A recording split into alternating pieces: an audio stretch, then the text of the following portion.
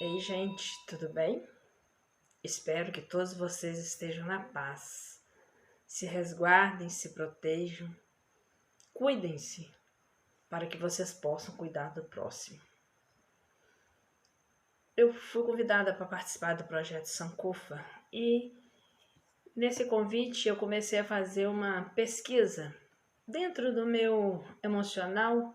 Fui buscando nas minhas memórias afetivas aquelas histórias que realmente são as histórias que vieram do passado e que chegaram até a mim através da minha mãe, que chegou até a minha mãe através do pai, que chegou aquelas histórias que vieram de geração em geração. Então eu fiz essa pesquisa das minhas memórias afetivas, das minhas histórias, selecionei aquelas das quais eu gostaria que elas continuassem a serem contadas.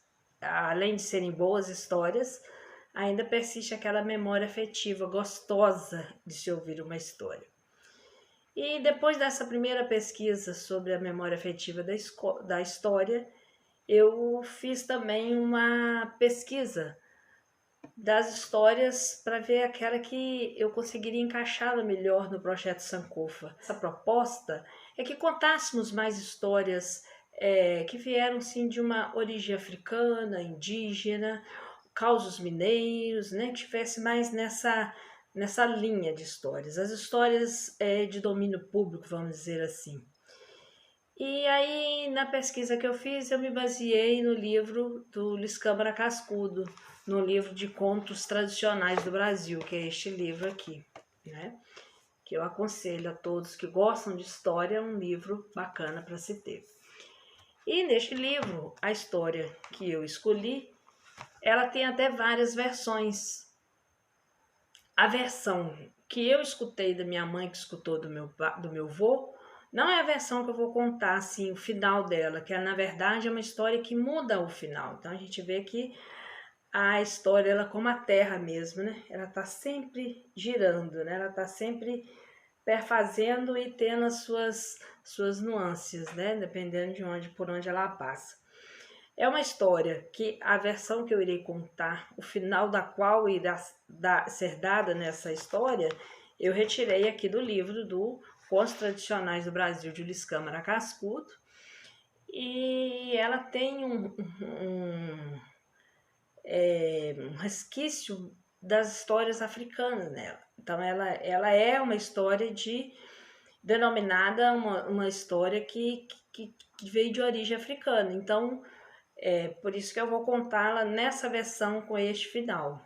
O final que eu conheço, eu acho que talvez seja, pelo que eu pesquisei, um final mais ligado a uma procedência italiana, assim mais ou menos. Mas elas são muito parecidas e eu acho que as histórias elas vão, né, ligando uma com a outra, né, vai fazendo aquele giro e o bonito da história é essa, né? E eu acho que os africanos, né, eles com a própria história deles, eles conseguiram, né, fazer como os nossos pais aqui fizeram, nossos avós fizeram, de ter a roda entre a família para prosear, contar causos, histórias, né? Então, e isso é uma coisa que eu acho que nós deveremos continuar. Mas enfim, a história que eu vou contar, ela começa mais ou menos assim.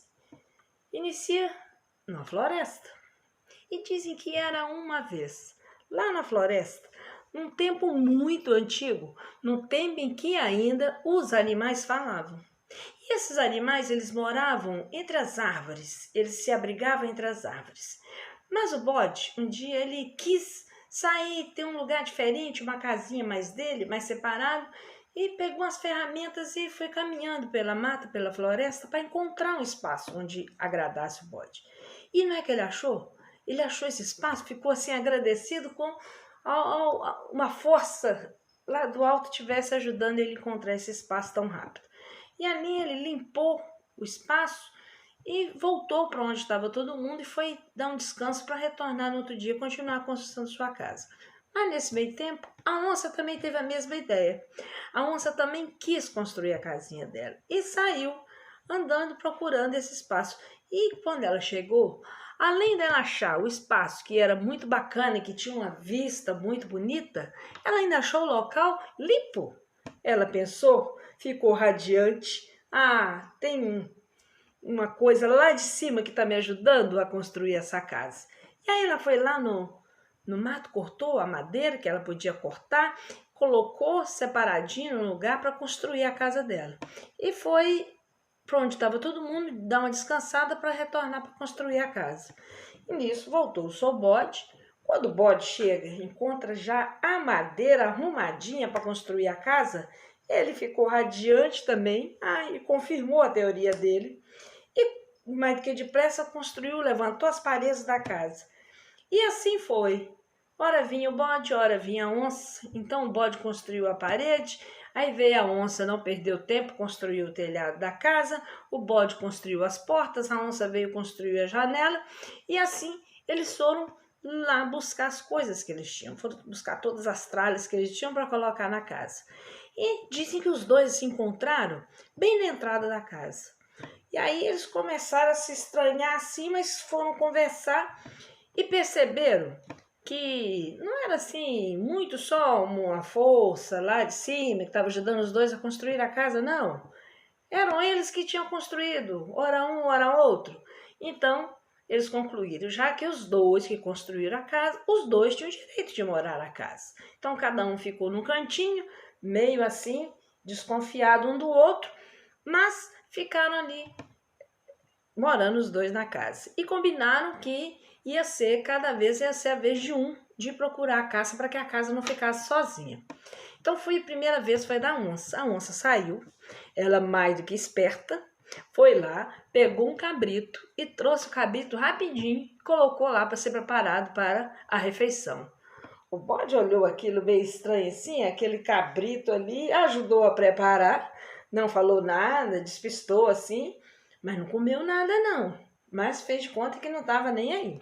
Quando chegou a vez do bode de procurar sua caça, o bode teve uma sorte danada que no meio do caminho ele encontrou uma onça que tinha sido abatida pelos caçadores, mas eles deixaram essa onça por ali mesmo.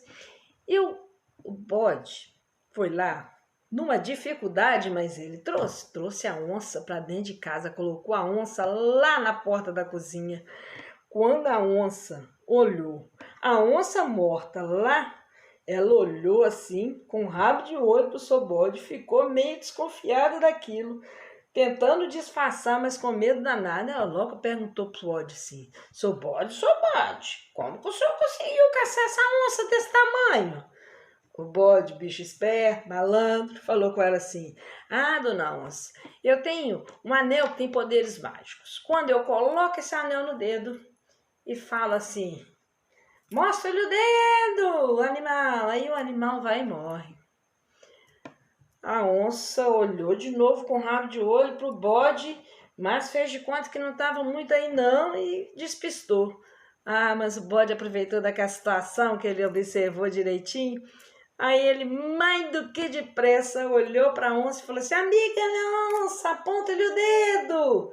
Quando a onça olhou para trás e viu o bode com o anel e apontando o dedo para ela, mas a onça não pensou não, ela pulou da porta da cozinha lá na sala correndo. O bode gostou daquela história, de novo ele, amiga onça, aponta-lhe o dedo. E a onça, mais do que depressa, deu aquele pulão e saltou lá no terreiro. E amiga onça, aponta-lhe o dedo. E a onça, mas pegou uma carreira e sumiu mato adentro. Ninguém mais viu a onça, ela desapareceu e nunca mais voltou para casa. E o seu bode?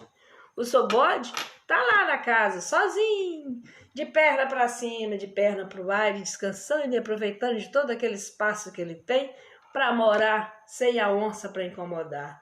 E essa história entrou por uma porta e saiu pela outra. E quem quiser, que conte outra.